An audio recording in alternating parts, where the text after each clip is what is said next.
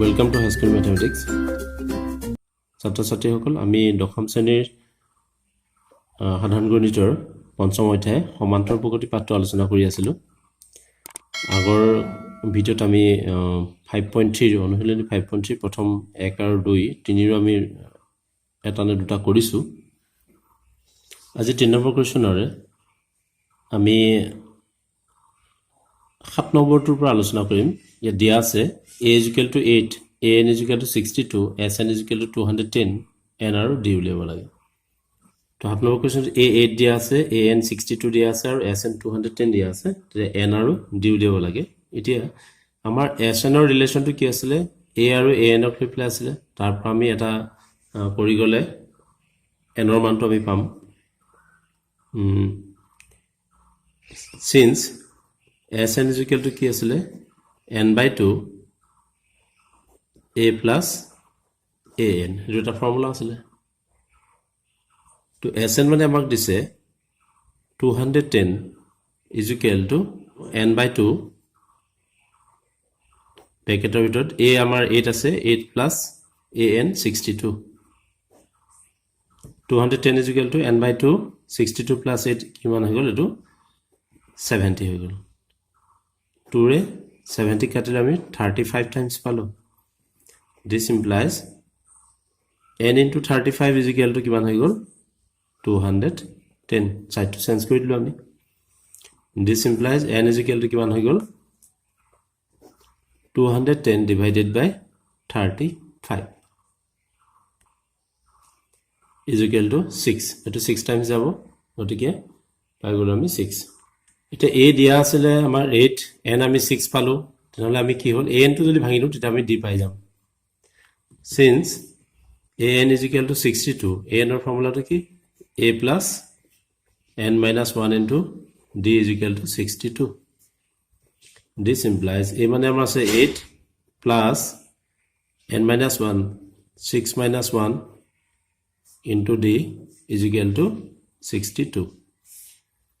This implies 8 plus 6 minus 1, 5 whole, 5d is equal to 62। তেতিয়া this implies 5d is equal to কিমান হ'ব? 62 minus 8। This implies 5d is equal to 54 হ'ল। অৰ্থাৎ d is equal to কিমান পাই গ'লো আমি? 54 divided by 5। Therefore আমাক নিৰ্ণয় a নহয় n দিছিলে। n is equal to 6, d is equal to 54/5। এটা সমাধান আমাৰ হৈ গ'ল। তাৰ নেক্সট কুৱেশ্যনটো দিয়া আছে an is equal to 4, d is equal to 2, sn is equal to -14। তেতিয়া n আৰু a উলিয়াব লাগে। Since an is equal to 4, এটোক আমি ভাঙি দিওঁ, তেতিয়া কি হ'ব? an টো ভাঙিলে a plus n minus 1 into d is equal to 4। তো ইয়াত আমাৰ কি আছে? অকল d পাইছো, বা তাৰ বাদে একো নাই।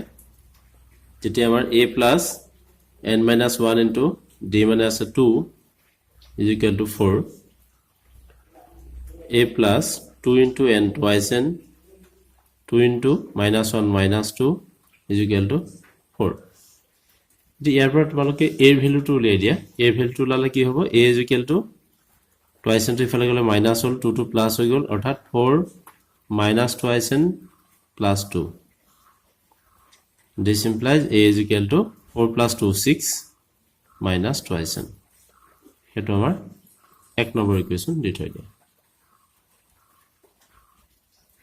ইয়াৰ পিছত নেক্সট আমাৰ sn দিয়া আছে -14। যে আমি sn টো ভাঙি দিম আৰু sn is equal to -14। তো sn ৰ ফৰ্মুলা কি আছিল? sn টো আছিল this implies n/2 a plus an is equal to -14।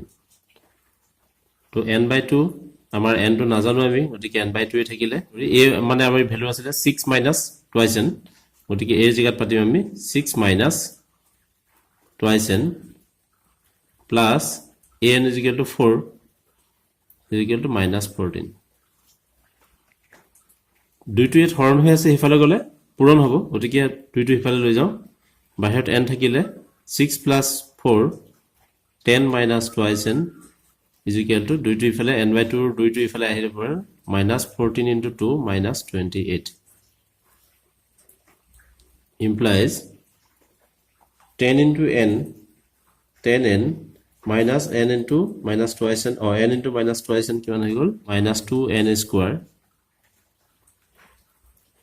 28 টো ইফালে আহিলে plus 28 is equal to 0 এটো আমি n ৰ এটা দ্বিঘাত সমীকৰণ পালো এতে আমি n স্কয়াৰ টো আগফালে লিখো twice of n square plus 10n plus 28 is equal to 0 এতে আমাৰ minus 2 আৰু 2 টো আমি 2 ৰে গুটি কিটাকে হৰণ যায় 2 ৰে হৰণ কৰি দিও আৰু এই minus 2 উঠাই দিও প্ৰথমৰটো অৰ্থাৎ minus 2 ৰে যদি আমি ডিভাইডেড কৰি দিও তেতিয়া আমাৰ n square minus of 5n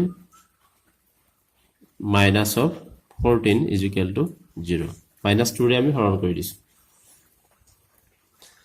তো n ৰ দ্বিঘাত সমীকৰণ পালো এটা আমি দ্বিঘাত সমীকৰণৰ তোমালকে সূত্ৰটো কৰিব পাৰা উৎপাদক বিশ্লেষণটো কৰিব পাৰা তো এটো 14 আছে ইয়াত সহগটো 1 আছে গতিকে 14 ৰ উৎপাদকটো এনেকুৱা হ'ব লাগিব বিয়োগ কৰিলে আমি 5 পাব লাগিব কিমান হ'ব গতিকে 7 দুগুণ 14 গতিকে 7 ৰ পৰা 2 বিয়োগ কৰিলে 5 পালো অৰ্থাৎ আমাৰ এটো হ'ব n square minus 7n plus twice n minus 14 is equal to 0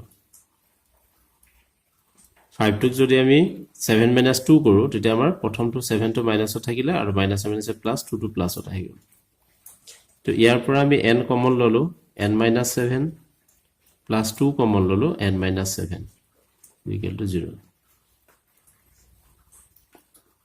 অৰ্থাৎ উৎপাদক দুটা পালো আমি n minus 7 into n plus 2 is equal to 0 to n minus 7 is equal to 0 hole therefore n minus 7 is equal to 0 this implies n is equal to 7 ba n plus 2 is equal to 0 this implies n is equal to minus 2 যেহেতু আমাৰ n হৈছে পদৰ সংখ্যা কেতিয়াও বিয়োগত থাকিব নোৱাৰে গতিকে এটো অসম্ভৱ মান গতিকে n is equal to পদৰ সংখ্যা আমি কিমান পালো 7 পদৰ সংখ্যা 7 এতে a উলিয়াব লাগে a উলিয়াবৰ কাৰণে n ৰ ভ্যালুটো আমি কত পাতিম a is equal to 6 minus twice n তাত পাতি দিলে আমি a ৰ মানটো পাই যাম এতিয়া n is equal to 7 মান এক নং সমীকৰণত পাতি পাও এক নং সমীকৰণত কি আছিল 1 implies 6 minus twice n a is equal to 6 minus 2 into n ৰ জায়গাত minus 2 into 7 2 into 7 this implies a is equal to 6 minus 14 a is equal to minus 8 therefore নির্ণয় সমাধান n is equal to 7 a is equal to minus 8 এটা আমাক উলিয়াব বলিছে